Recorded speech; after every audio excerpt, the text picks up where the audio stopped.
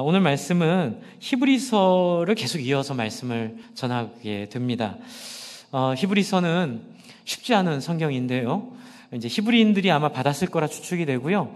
히브리서의 내용은 대부분 유대인들이 잘 이해할 수 있는 내용들로 구성되어 있습니다. 그런데 이 히브리서가 난제가 이 성령 회방죄가 뭐냐, 이게 참 난제로 알려져 있습니다. 그러나 문맥을 따라 잘 보니, 지난주까지 그 설명을 드렸는데요, 문맥을 따라 잘 보니 이 공동체를 이루고 이렇게 하나님이 꿈꾸고 하나님이 원하시는 길로 순종하고 잘 따라가는 것이 믿음이면, 그 믿음을 거스리는 것, 그러니 쉽게 말하면 공동체를 파하고 공동체를 거부하고 이렇게 자기 생각대로 신앙생활을 하려고 하는 게, 때로는 자기 생각대로 삶을 살아가는 게 이게 성령 회방죄일 수 있다. 이제 그 말씀을 제가 드린 적이 있습니다. 그런데 오늘은 그 믿음이 무엇인지에 대한 굉장히 구체적인 내용들을 오늘 굉장히 강하게 얘기하고 있습니다.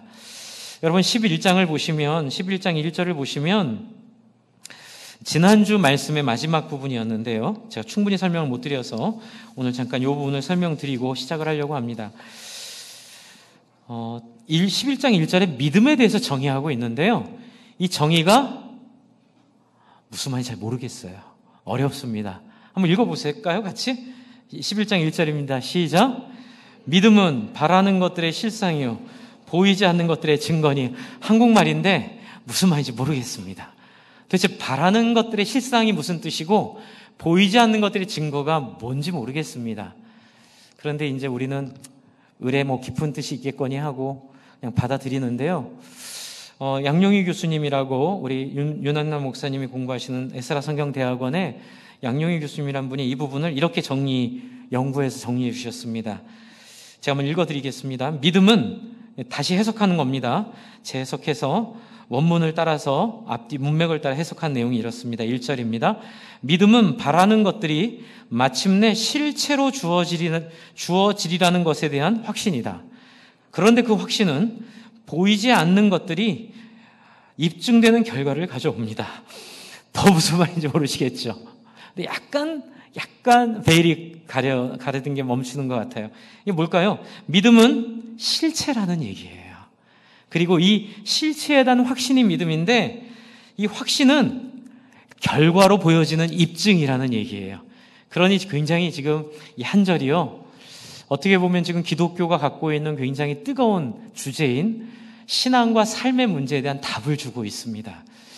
여러분, 카톨릭은 너무 행위로 구원받는 걸 강조를 해서 성경에서 떠나버렸습니다.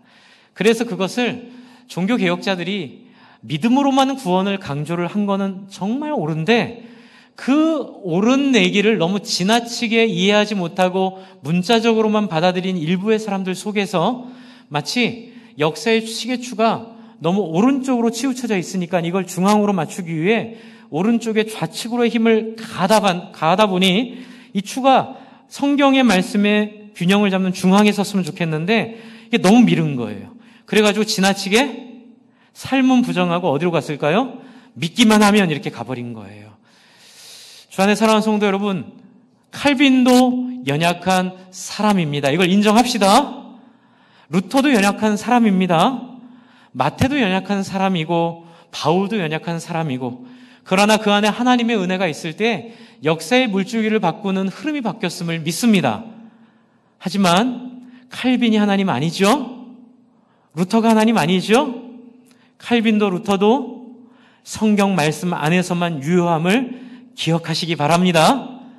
그렇다면 칼빈 선생님과 루터가 강조했던 오직 믿음으로만의 구원이 무엇인가 고민을 해봤더니, 그렇죠, 칼빈도 틀리지 않았더라고요. 근데 칼빈을 해석하는 사람들이 틀린 거예요. 칼빈은 이렇게 얘기합니다. 믿음이란 십자가에 달린 예수와 연합되는 사건이다. 요한복음 15장에 있는 그리스도와 연합되는 것을 칼빈은 믿음으로 얘기하고 있습니다. 그런데 우리는 이것을 너무 좌측으로 밀어버리니까 어떻게 돼버렸냐면요, 믿기만 하면 삶이 어찌됐든 간에 구원받는다라는 주장을 하기 시작한 거예요.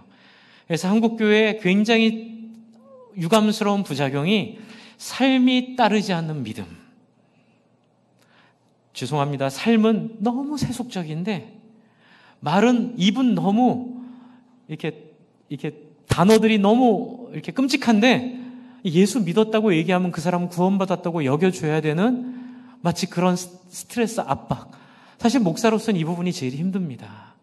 왜냐하면 성경은 그것을 말하고 있지 않기 때문에 그렇습니다. 근데 이런 얘기를 좀 편하게 하려고 그러면 너무 지나치게 칼빈주의에 확신을 가진 분들을 우리는 하이 칼비니즘이라고 얘기를 합니다. 이제 이 하이 칼비니즘에 속한 분들이 이렇게 파시즘적으로 반응을 하시는 거예요. 파시즘이라는 건 뭐냐면 극단적인 겁니다. 너 그 얘기했으니 너는 뭐 요즘에 우리 사회에서 부작용이 있죠. 뭐 좌파야 이렇게 굉장히 무례한 거죠. 여러분 기독교인은 무례하지 않습니다. 할렐루야. 그런 얘기하는 사람은 예수 믿는 사람 아닙니다. 뭐 이렇게 말하다가 말씨름하다가 지면은 억울하면은 자기가 대화로 이기지 못하고 엉뚱한 거 갖다가 그 사람 뒤집어 씌우는 사람들은 뭐 소위 말하는 또 당신은 우파 꼴통이야 이렇게 얘기하는 사람도 그것도 틀린 거예요. 중요한 건 뭡니까? 예의를 가지고 진지하고 신중하게 인격 대 인격으로 만나는 것이 바로 성경이 말하는 믿음임을 오늘 11장 1절이 보여주고 있다고 제가 결론적으로 말씀을 드리고 싶습니다. 제가 지난주에 영화를 한 편 봤습니다. 이제 평소에는 영화 볼 시간을 내기가 아까워서 거의 뭐 영화 보는 게 뭐 1년에 한두 번 꼽는데 교육자 수련회 가면 영화를 한 편씩 꼭 봅니다. 교육자 수련회 가면 같이 모여가지고 영화를 한 편씩 꼭 보는데 알라딘을 봤습니다. 알라딘을 봤는데 엄청 은혜를 받았습니다. 알라딘을 보면서 정말 은혜를 받았습니다. 혹시 알라딘 안 보신 분들은 지금부터 제가 하려는 얘기를 귀를 이렇게 막으셔도 됩니다. 네, 스포일러를 싫어하시는 분들은 듣지 마십시오. 이러면 안 들립니다. 네, 수요일 날 이제 관에서 내려오니까 네, 용서하고 들어주십시오. 제가 굉장히 은혜 받은 부분이 이 부분입니다. 램프의 요정 진이가 이제 나와서 한 사람 딱딱 3가지 소원을 들어줄 수 있답니다. 그런데 첫 번째 소원은 알라딘이 이미 써버렸어요. 어떻게 써버렸냐면 동굴에서 빠져나오는데 써버렸어요. 동굴에 갇혔으면 죽으니까 동굴에서 빠져나오는데 썼습니다. 이제 나머지 2개가 남았죠. 근데 이제 진이랑 알라딘이랑 친해져서 얘기를 합니다. 그러면서 이제 알라딘이 진이한테 물어봅니다. 진이야, 네 소원은 뭐니? 근데 이제 진이는 이제 그 이야기 속에서입니다. 이제 뭐든지 할 수 있는 힘을 갖고 있어요. 남 부러울 게 없어요. 근데 이 진이의 소원은 딱 하나예요. 뭘까요? 자유를 얻는 거예요. 누가 문지르면 나와서 3번을 꼭 들어줘야 되는 그 인생에서 벗어나고 싶은 거예요. 자기 소원을 얘기해요. 내 소원은 이 램프에서 벗어나는 거야. 그냥 인간으로 사는 거야. 힘이 없어도 좋아. 이제 그게 이제 하나의 좋은 어떤 복선이 돼서 뒤에 가는데 2번째 소원을 뜻하지 않게 물에 빠져 죽을 뻔합니다.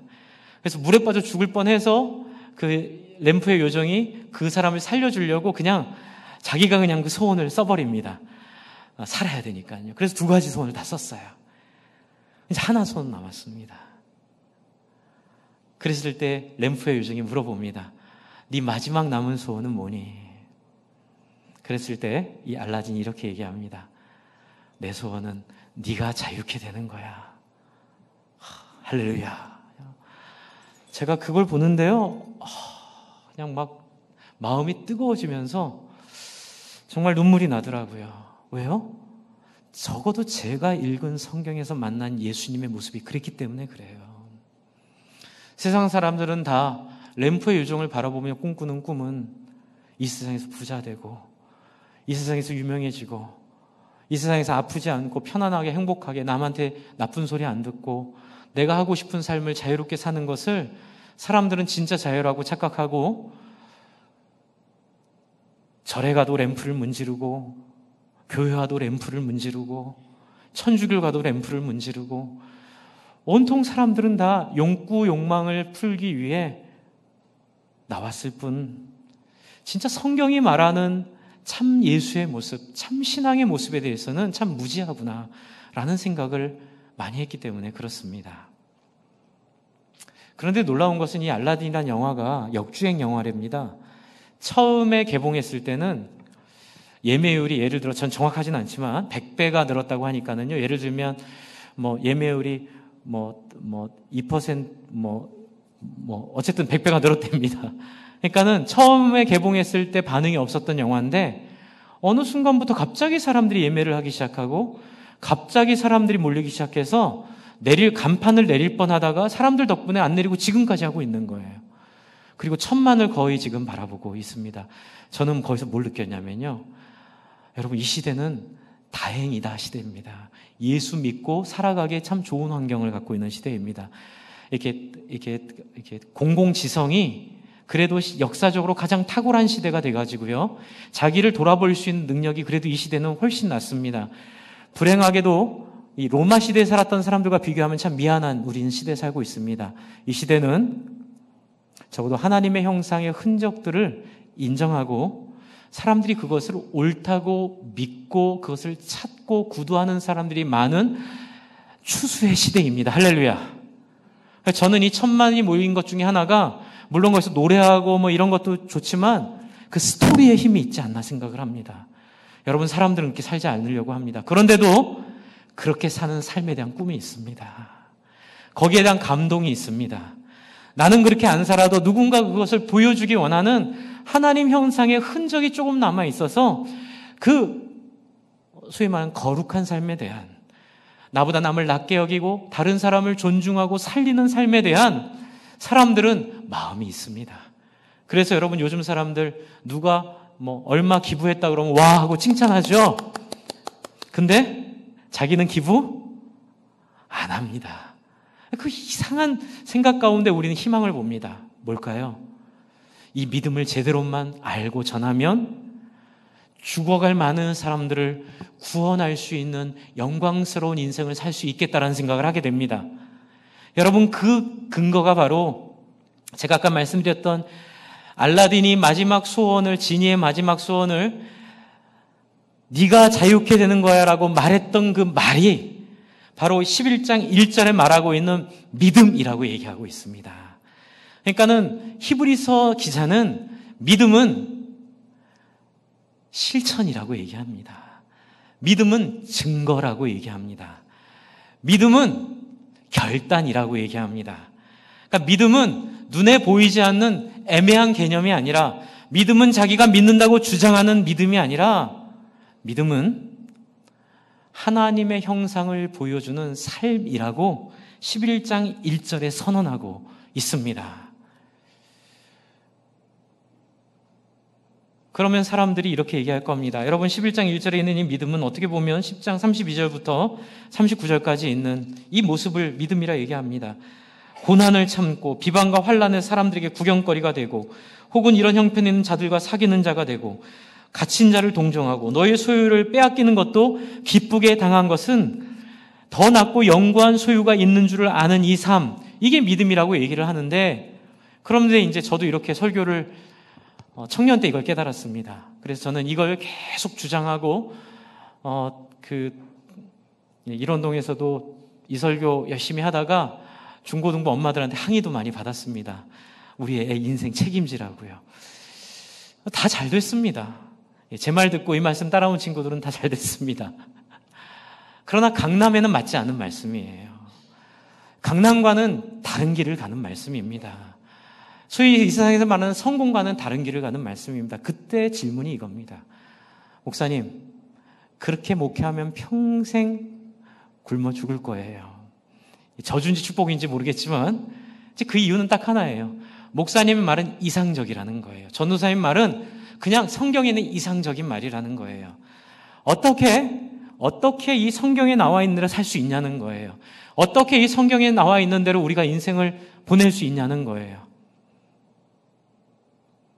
남을 위해 살아라, 남을 위해 희생해라 그랬더니 어떤 분이 저한테 오셔가지고 진지하게, 목사님 그렇게 살 수 있으세요?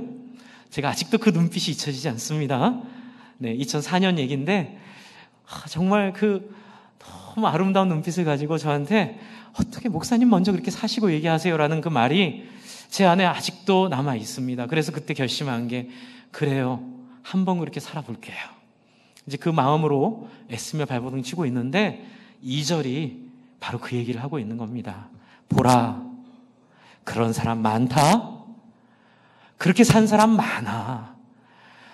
네가 그렇게 못 산다고 다른 사람도 그렇게 살지 못한다고 착각하지 말고 너 정당화하지 마. 볼래? 11절 2절에 보면 이렇게 얘기합니다. 같이 읽어볼까요? 시작. 선진들이 이로써 증거를 얻었느니라. 이 얘기는 하나님의 사람들, 이 시대에 오고 왔던 수많은 하나님의 백성들이 그 믿음의 증거를 따라 살았다는 거예요.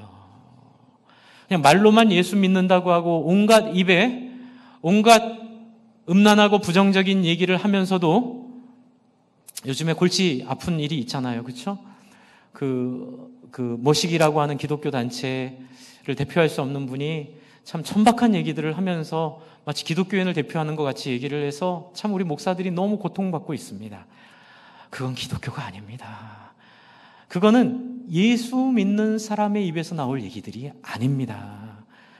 여기서 얘기하고 있는 선진들의 모습을 보면 그게 분명해집니다. 이 선진들의 특징이 줄줄이 이어지고 있습니다. 여러분 4절부터 보면 아벨 이야기, 에녹 이야기, 그리고 중간에 믿음 없이 하나님을 기쁘게 하지 못하나니 그에게 나아가는 자는 그가 반드시 상 주실 분임을 믿어야 된다 이렇게 말하면서 노아 이야기, 그리고 아브라함 이야기, 오늘 말씀드릴 아브라함 이야기, 그리고 뒤에 나오는 요셉과 야곱과 그리고 모세 이야기, 그리고 여러분 쭉 보세요. 11장 뒤에 보시면 여리고성을 무너뜨린 사람 이야기, 31절에 라합 이야기, 32절에 기드온, 바락, 삼손, 입다, 다윗, 사무엘, 이 선지자들의 이야기, 33절부터는 이 사람들의 삶의 특징을 말하고 있습니다. 그들은 믿음으로 나라들을 이기기도 하고 의를 행하기도 하며 약속을 받기도 하며 사자들의 입을 막기도 하며, 이건 무슨 뜻이냐면 사자들의 입을 내 몸으로 막았다는 얘기인 것 같아요. 사자들의 입에 내 인생을 들이기를 주저하지 않고 불의의 세력을 멸하기도 하고 칼날을 피하기도 하고, 34절 연약한 가운데 강하게 되기도 하며 전쟁에 용감하게 되어 이방 사람들의 진을 물리치기도 하며 여자들은 자기 죽은 자들을 부활로 받아들이기도 하며, 또 어떤 이들은 참 이게 참 우리 마음을 뭉클하게 하죠. 더 좋은 부활을 얻고자 하여 심한 고문을 받되 구차히 풀려나기를 원하지 아니하였으며, 또 어떤 이들은 조롱과 채찍질뿐 아니라 결박과 옥에 갇히는 시련도 받았으며. 37절 같이 읽어볼까요? 시작. 37절 38절입니다. 시작. 돌로 치는 것과 톱으로 켜는 것과 시험과 칼로 죽임을 당하고 양과 염소의 가죽을 입고 유리하며 궁핍과 환난과 학대를 받았으니. 38절입니다. 시작. 이런 사람은 세상이 감당하지 못하였느니라. 그들이 광야와 산과 동굴과 토굴에 유리하였느니라. 여러분, 나만 그렇게 못할 뿐 하나님 나라의 역사에 보면 이렇게 산 사람이 너무 많은 거예요. 내가 못한다고 없는 게 아니라 내가 못하면 나만 이 영광스러운 삶을 누리지 못할 뿐이고 하나님의 나라를 꿈꾸고 살아갈 수 있는 인생으로 우리가 살 수 있음을 이 성경은 말하고 있습니다. 불편하시면 잠깐 나가셔도 됩니다. 잠깐 몸이 불편하신 것 같으셔서요. 네, 편하게 나가셔도 됩니다.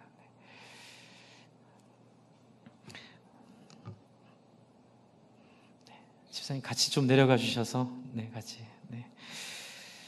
주 안에 사랑하는 성도 여러분, 저는 신대원을 고신이라는 대학원을 다녔습니다. 한국에 귀국해서 고신이 이제 제가 갈 수 있는 시간에 학생들을 받아주셔가지고 제가 그렇게 가서 제가 가장 크게 누린 영광은 바로 이 부분입니다.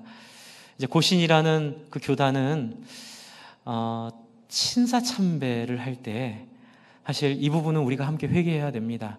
대한예수교 장로회 총회가 신사참배를 하기로 결의를 했습니다.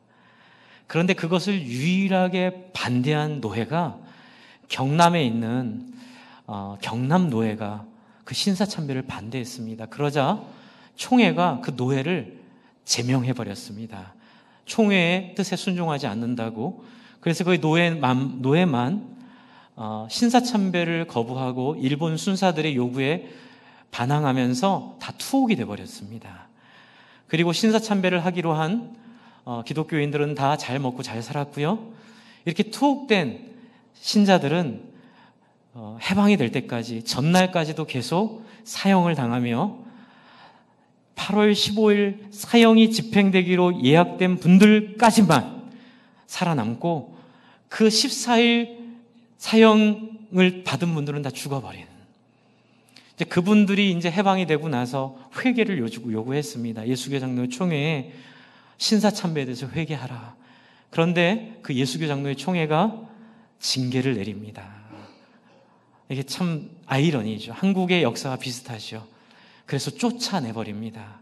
더 이상 총회와 같이 할 수 없다. 그래서 할 수 없이 부산 지역을 중심으로 이 투옥 성도들이 만든 교단이 이제 대한예수교 장로회 고려파라고 말하는 그 복음병원 고신대학을 갖고 있는 그 고려파, 물론 시간이 지나면서 후배들이 그 선배들의 모습을 다 까먹은 것도 없지 않아 있습니다. 그런데도 제가 그 교단에서 참 귀하게 받은 메시지는 뭐냐면, 그 선배들이 했던 이 믿음의 결단들, 하나님 앞에 믿음대로 살려고 하는 그 실체적 신앙의 고백이 얼마나 위대하고 아름다운지를 배웠습니다. 그래서 참 재미있던 건 뭐냐면, 막 거기도 싸우거든요. 노예하거나 총회하거나. 그런데 어른들이 일어나서 우리 선배들의 정신을 한번 생각해 보시오, 이렇게 얘기하면 다들 이렇게 조용해지는. 그러니까 우리의 폭이, 물론 실수도 많이 하고 죄도 짓고 뭐 잘못도 많이 하는 것 있긴 한데 뭐 똑같습니다. 그러나 그 정신은 참 아름다웠다는 생각을 하면서 저는 이 말씀을 보게 되었습니다. 주 안에 사랑하는 성도 여러분, 이 성경뿐만이 아니라 일제치하에서도 신사참배를 거부하여 죽임당한 주기철 목사님 같은 분들, 또 수많은 사람들이 하나님의 말씀대로 살기 위해 몸부림쳤던 역사가 우리 가운데 있음을 기억하시기 바랍니다. 그렇다면 그 믿음은 뭘까요? 이 죽음도 두려워하지 않고, 이 세상에서 재산을 잃어버리는 것도 두려워하지 않고, 이 세상에서 사는 모든 인생에 대한, 심지어는 암 선고를 받았는데도 정말로 당당하게 사는 사람들을 본 적이 있습니다. 요번에 저희 노회에서 돌아가신 우리 신재철 목사님도, 제가 이제 그분이 부장이고 제가 서길에서 옆에서 제가 한 6개월까지는 아니네요. 한 3개월 같이 뵀는데, 너무 존경스러웠던 부분은 이렇게 암 선고를 받으시고 치료가 불가능하다는 게 알게 되니까 이분이 딱 마음을 정리하시더라고요. 그리고 웃음 전도사처럼 병실에서 사람들한테 웃음으로, 제가 문병을 갔는데 그런 얘기 하시더라고요. 사람들이 잘 보러 이상하다 그런다고. 처음에는 막 웃고 그래서 병이 중하지 않은 줄 알았는데, 얘기하다 보니까 이제 한 달밖에 못 사는 사람인데 환자들 위로하고 갈아서 손잡아주고 안아주고, 저는 그분 안에서 자유를 받습니다. 얼마 전에 돌아가셨습니다. 나도 저렇게 죽고 싶다. 이 땅에 있는 미련, 이 땅에 있는 것에 대한 집착, 이 땅에 있는 것에 대한 열망 속에서 무너지지 않는 그 신앙의 진정한 모습, 그 모습이 정말 아름다워 보였습니다. 그것이 바로 오늘 아브라함이 보여주고 있는 믿음입니다. 어떻게 그런 믿음을 우리는 가질 수 있을까요? 오늘 제가 제목을 파부침주의 신앙이라 그랬는데, 이 안에 그 파부침주, 여러분 파부침주라는 건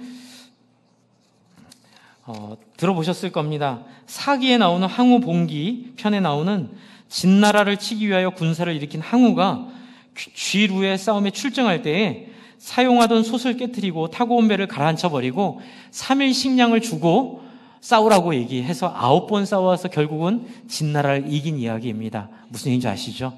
못 이길 상대를 이긴 겁니다. 불가능해 보이는 승리를 하게 된 건데요. 아브라함의 신앙을 보면 그 모습이 여기 나옵니다.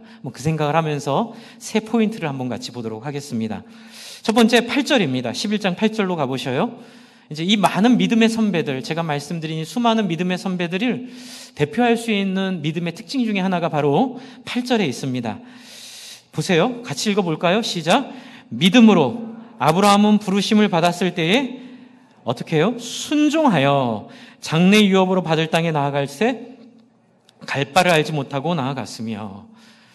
여러분, 많은 분들이 신앙을 처음 가질 때 예수 믿으면 잘 먹고 잘 살게 된다, 예수 믿으면 행복해진다, 예수 믿으면 아픔도 없어진다. 물론 그것도 맞는 말이고, 그렇게 물론 예수님 처음에 예수님을 믿기도 합니다.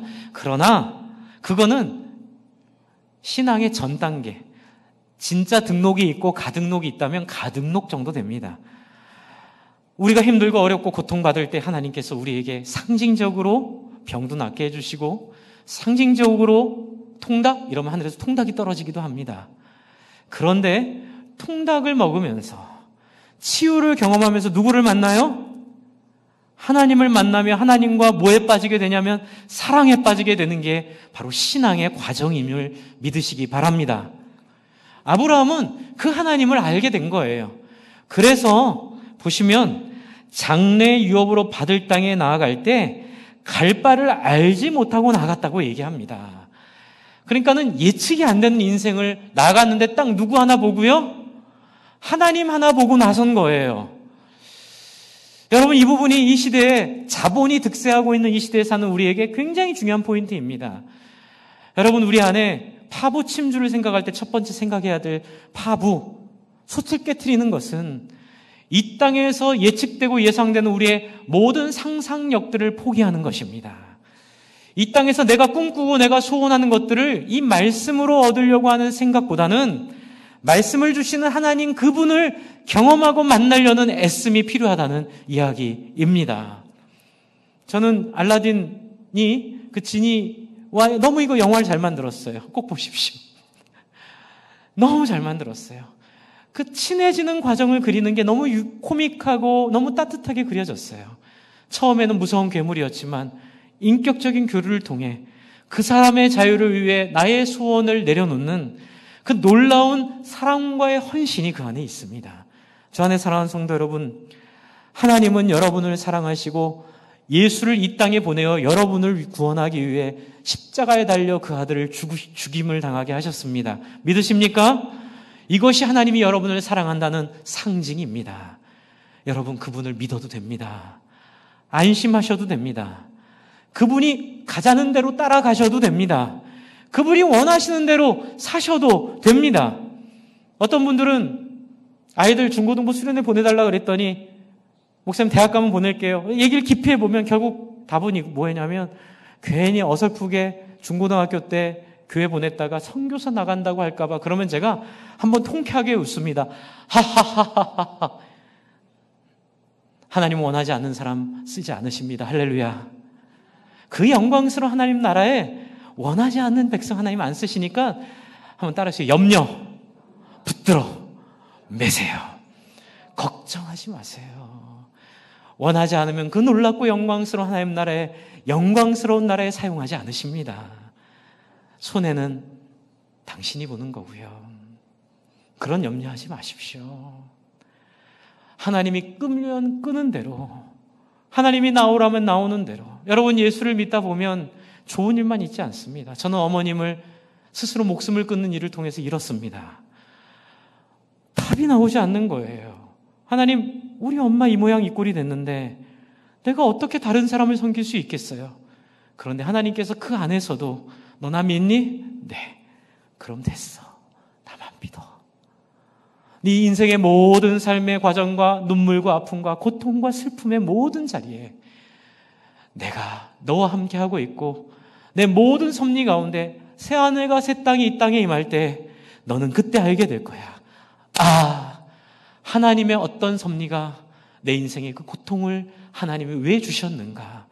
그리고 그 고통 하나하나가 결코 헛되지 않고 결코 무의미하지 않게 내가 만들 거야. 물어보지 마. 알려고 하지 마. 이해하려고 하지 마. 나를 믿고 나를 그냥 따라올래? 여러분, 그것이 바로 아브라함이 경험했던 갈 바를 알지 못하고 따라갔을 때에, 여러분, 하나님이 아브라함을 갈대아 우르에서 데리고 나오셨을 때 갈대아 우르도 만만치 않게 좋은 땅이었습니다. 우리로 치면 이런 거예요. 청담동에 집이 있는데, 청담동에 땅이 있는데 하나님께서 어느 날 나를 불러서 미국으로 가라는 거예요. 아니, 목사님, 가나안 땅은 몽골 아닌가요? 가나안 땅은 탄자니아 아닌가요? 아니요. 여러분, 가나안 땅은요, 명동 같은 땅이었어요. 두 가지가 다 절망이 있는 거예요. 내가 누리고 있는 이 놀라운 이 땅에서의 풍요로움들을 포기하라고 하시고 기껏 나를 인도하신 땅이 어느 땅이에요? 너무 좋아서 주인이 서로 그 땅을 안 놔주려고 하고 첨예하게 그 땅을 차지하려고 사람들이 애쓰고 있는 명동 한복판 같은 땅을 나에게 주셨다고 믿으라는 거예요. 그래서 그 땅에 갔더니 집도 절도 없어요. 그거 바로 9절 말씀입니다. 9절 말씀 보세요. 믿음으로 그가 이방인의 땅에 있는 것 같이 약속의 땅에 거류하여, 이게 무슨 얘기냐면 약속의 땅에 갔어요. 가나안 땅에 갔는데 가나안 땅에 갔더니 사람들이 손을 벌려 환영하며 오 하나님의 사람 아브라함이여 이 집을 당신의 집으로 여기십시오 이렇게 하는 사람이 한 사람도 없어요. 다 주인들이 있고 그 땅에 가가지고 거류민으로 이방인으로 살아야 됐던 아브라함의 인생. 여러분, 이게 너무 수수께끼 같죠?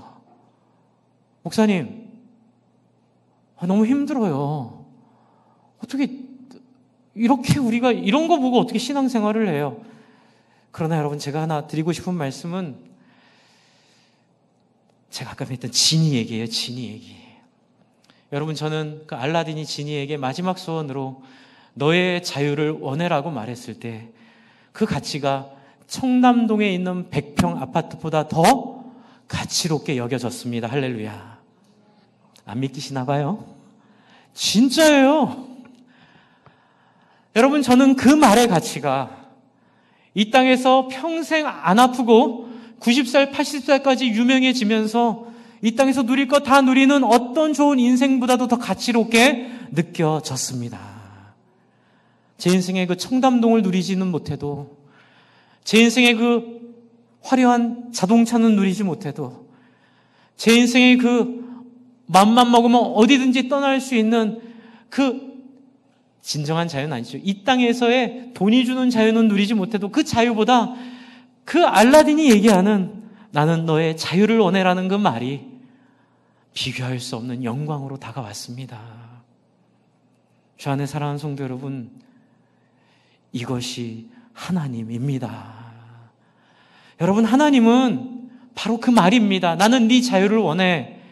내 소원을 내려놓고 마지막 남아있는 한 방을 나를 위해서가 아니라 다른 영혼과 다른 사람을 살리는 데 쓰는 그 놀라운 가치에 마음이 열리고 거기에 마음이 쏟아지며, 그래서 이 땅에서의 거류민 나그네 됨도 기꺼이 감내하고 감당할 수 있는 바로 그 삶이 바로 믿음입니다. 믿음은 말로만 하는 게 믿음이 아닙니다. 믿음은 가치관입니다. 어디에 가치로움을 느끼냐는 것입니다. 우리는 자본주의, 여러분 어느 시대도 경험해보지 못한 돈의 영광과 능력을 누리고 있는 이 시대에 몇 안 되는 세계에 살고 있는, 어떻게 보면 복된 사람들이고 어떻게 보면 저주받은 사람들입니다. 돈 맛을 알아버렸기 때문에 그렇습니다. 그래서 하나님께서 이 시대는 복음을 열어놓으신 것 같아요. 따로 핍박하는 네로 황제가 없어도, 따로 핍박하는 나치 같은 그런 잔인한 사람들이 없어도 이 시대는 이미 돈의 위력과 돈의 능력에 사람들이 다 히틀러의 치하에 있듯이 다 그 밑에 사로잡혀 있는 사람들. 그래서 하나님은 이렇게 우리에게 부르십니다. 예수를 보고 매력을 느끼는 자들은 다 나에게로 나오라.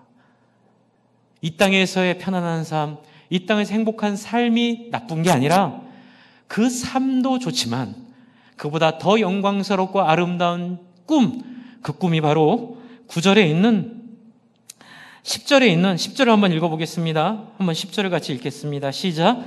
이는 그가 하나님이 계획하시고 지으실 터가 있는 성을 팔았습니다. 여러분, 저는 이 땅에 문제가 있다고 생각합니다. 그런데 이 땅에서 사회운동도 해야겠지만 사회운동의 답이 끝까지 있지 않다고 봅니다. 사회운동의 꿈은, 우리 이 역사운동의 꿈은 결국 요한계시록 마지막 장에 나오는 새하늘과 새 땅에 있음을 믿습니다.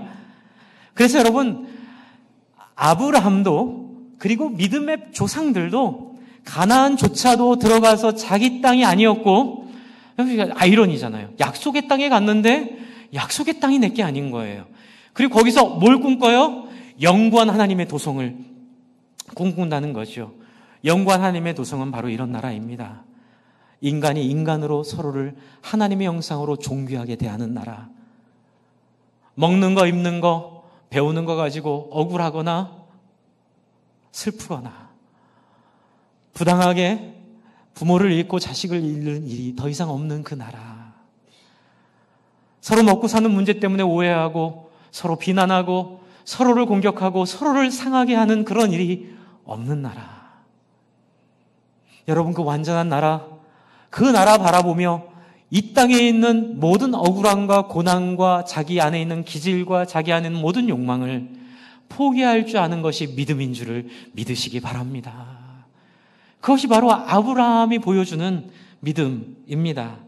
그리고 11절, 믿음으로 사라 자신도 나이가 많아 단산하였으나 잉태할 수 있는 힘을 얻었으니 이는 약속하신 이를 미쁘신 줄을 알았습니다. 기적이 있어요.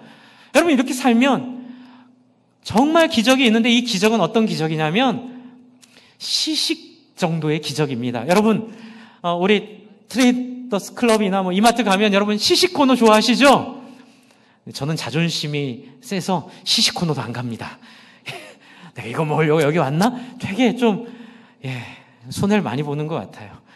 좀 먹고 싶은데도 이 체면 때문에 무너지는 것 같아요. 그리고 먹으면 꼭 삽니다. 되도록. 맛없으면 안 사기도 하고요. 그런데 여러분, 뭐냐면 시식은 말 그대로 시식이에요. 여러분, 이 땅에서 우리가 누리는 영광이 가끔가다 있습니다. 병이 낫기도 하고요, 부흥을 하기도 하고요, 우리의 삶의 영광을 맛보기도 합니다. 그런데 이건 다 뭐예요? 시식임을 명심하시기 바랍니다. 진정한 하나님 나라의 영광은 시작도 안 했습니다. 여러분, 이 놀라운 하나님 나라의 영광에 여러분은 동참하고 싶으십니까? 여러분, 마지막 절을 보시면 16절이 너무너무 영광스러운 거예요. 그들이 이제는 더 나은 본향을 사모하니 곧 하늘에 있는 것이라. 이러므로 하나님이 그들의 하나님이라. 한번 읽어볼까요? 이러므로부터 시작. 이러므로 16절입니다. 11장 16절 시작. 이러므로 하나님이 그들의 하나님이라 일컬음 받으심을 어떻게 해요? 부끄러워하니 하시고. 저는 정말 이걸 읽을 때마다 막 너무 좋아서 어떻게 해야 될지를 모르겠어요. 하나님, 제 인생 한 번 사는 인생인데 하나님 부끄럽지 않은 인생으로, 하나님 자랑스러운 인생으로 한 번만 살다 가게 해주세요. 하나님, 정말 하나님 기뻐하시는 인생으로. 여러분, 이런 영광스러운 인생이 어디 있습니까? 하나님의 동지된 인생, 하나님이 믿을 수 있는 인생, 하나님이 함께 동행할 수 있는 인생. 우리 선교사님들이 그런 고백들을 많이 하시더라고요. 우리 예전 최재명 선교사님 수요예배 고백하실 때 그때도 참 그런 얘기 하신 것 같아요. 네가 고생했고 네가 어렵고 힘들었지만 내가 너와 함께한다. 고맙다 나의 아들아, 고맙다 나의 딸아. 이 땅은, 한번 따라해주세요. 이 땅은 짧고 그림자다. 상처받지 말아라. 뭐 때문에요? 여러분, 정말 사람이 하나님의 형상으로 존중받고 먹는 거, 입는 거, 사는 문제 때문에 비참해지지 않는, 하나님의 형상으로 온전하게 존중받고 온전하게 사랑받는 그 본 게임이 아직 시작도 안 했고 그 본 게임은 이제 얼마 남지 않았습니다. 할렐루야. 그리고 마지막 날 그 나라가 임할 때에 내가 너를 사랑하노라, 내가 너를 자랑스러워하노라, 고맙다. 하나님으로부터 이런 말을 듣는 사람이 되기를 바랍니다. 여러분, 이게 믿음입니다. 그런데 마지막으로 거기에 파보침주의 모습이 있어요. 그건 뭐냐면 12절과 15절의 얘기예요. 12절에 한번 읽어볼까요? 시작. 이러므로 죽은 자와 같은 한 사람으로 말미암아 하늘의 허다한 별과 또 해변의 무수한 모래와 같은 많은 후손이 생육하였느니라. 여러분, 하늘의 밀알이 땅에 떨어져 죽으면 많은 열매를 맺는다는 그 말씀이 바로 이 말씀과 수통이 되는 것 같습니다. 한번 따라해 주시죠. 내가 죽으면 많은 사람이 살리라. 여러분, 바로 이게 믿음입니다. 믿음은 십자가에 달린 예수 그리스도를 바라보며 예수가 자기를 십자가에 죽인 것 같이 우리도 십자가에 우리의 정과 육체와 욕심을 못 박아 죽인 것이 믿음임을 믿으시기 바랍니다. 그리고 이 믿음은 삶으로 나타나게 돼 있어요. 그러니까 삶이 나타나지 않으면 믿음이 아니에요. 그래서 위에 보시면 사라 이야기했고 아브라함 이야기했고 노아 이야기했고 그 앞에 아벨 이야기한 이 모든 이유가 바로 여기에 있는 거예요. 믿음은 개념이 아니고 믿음은 삶의 증거라는 거예요. 여러분, 많은 교회들이 이 부분 때문에 씨름하고 삽니다. 여러분, 교회 안에 쭉정이가 없을 수는 없습니다. 어떤 목사님은 이게 맞는지 정확한지 모르겠지만 보편적으로 한 10% 정도의 쭉정이는 갖고 가야 된다 이렇게 얘기를 하시는 목사님 얘기도 들은 것 같아요. 누굴 판단하거나 비판하려고 하는 게 아니에요. 사람들이 모이다 보면 한 10% 정도는 그럴 수 있다. 그런데 여러분은 그렇게 되지 마십시오. 이렇게 설교 들은 적이 있습니다. 또 이렇게 교회 세미나나 이런 데 가다 보면 여러분 이런 얘기 해요. 파부침주를 얘기할 때 우리가 무엇을 깨트릴 것인가를 얘기를 드리는 거예요. 무엇을 불태울 것인가? 그건 바로 교회를 허무는 여우가 되지 마시기 바랍니다. 여러분, 제가 이 일부 때 여기에 너무 이렇게 제가 막 마음이 뜨거워져가지고 지금도 막 이게 더워가지고 제가 막 이렇게 아직 그 열기가 안 내려앉았는데요. 제가 딱 하나예요. 그건 뭐냐면 한 번 사는 인생 속히 가리니 오직 주를 위한 일만이 영원할 텐데 이 소중하고 귀한 시간을 다른 사람 흉보고 내 이해관계 속에서 갈등하고 교회 생활도 그렇게 하는 거예요. 그걸 교회를 허무는 여우라고 얘기를 합니다. 그리고 같이 안 갈 수가 없죠. 끝까지 같이는 가야 되는데 문제는 뭐냐면 그 사람들이 교회에 주도를 하면 교회는 영혼 구원을 못하고 평생 그 사람들, 죄송합니다, 한마디만 하겠습니다, 시다발이 하다 끝납니다. 네. 그래도 하나님은 귀하게 여기실 줄을 믿습니다. 그런데 기왕이면 그런 시다발이보다는 여러분, 교회가 영광스러운 하나님의 모습을 가지고 이런 거예요. 새 가족이 우리 교회에 왔는데 먼저 신앙생활하는 사람들의 말이나 행동이나 삶이 세상과 다르면 감동을 받고 이 공동체로 들어옵니다. 할렐루야. 그런데 새 가족이 들어왔는데 믿음을 가진 거예요. 하나님을 만나서 들어왔는데 들어왔더니 세상이랑 다를 게 없는 거예요. 남 얘기하기 좋아하고 돈 좋아하는 거 똑같고 자기 주장하는 거 똑같고. 근데 제가 제일 힘들어하는 게 교회 안에서 성도님들이 가끔 가다가 목사님, 우리도 인간인데 좀 딴 사람 욕도 좀 하고 살고 우리도 인간인데 좀 하나님이 우리 용서하셨다는데 우리 그래야 되죠. 그러면 제가 제 수명이 한 5년 줄어듭니다.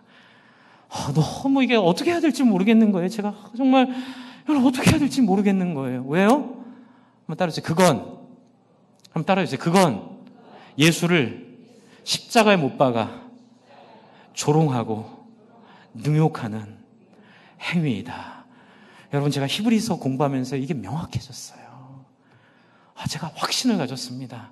성령 회방죄는 딴 게 아니에요. 파부침주를 못하는 거예요.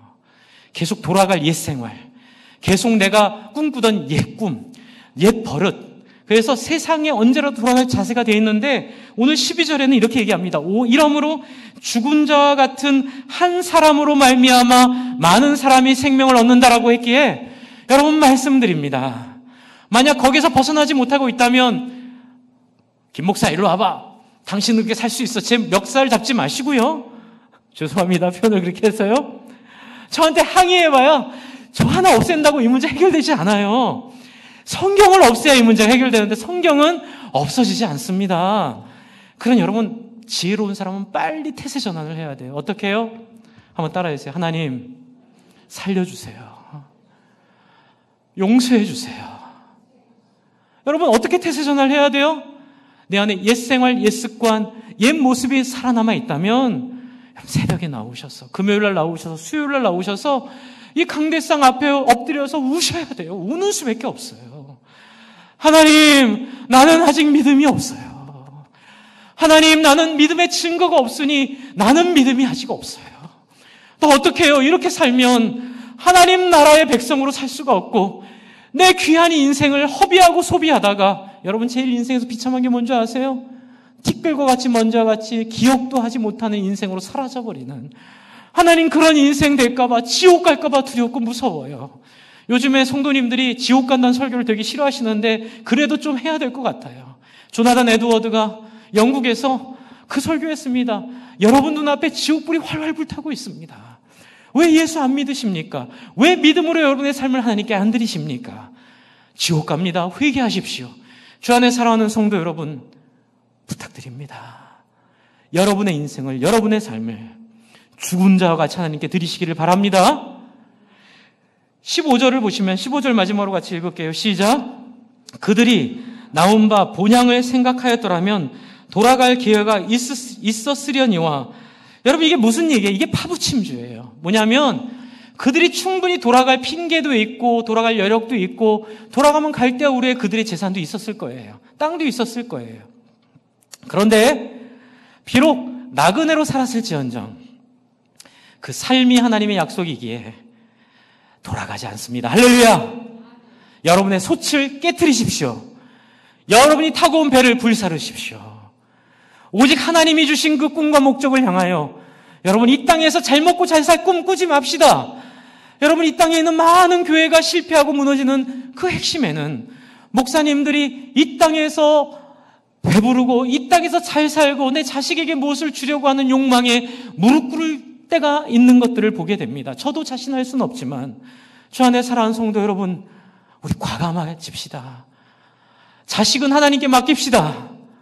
여러분의 인생이 하나님 앞에 그렇게 기도할 수 있어야 되잖아요. 하나님, 내가 이렇게 하나님을 위해 살았으니 이 아이들 하나님이 책임져 주십시오. 할렐루야.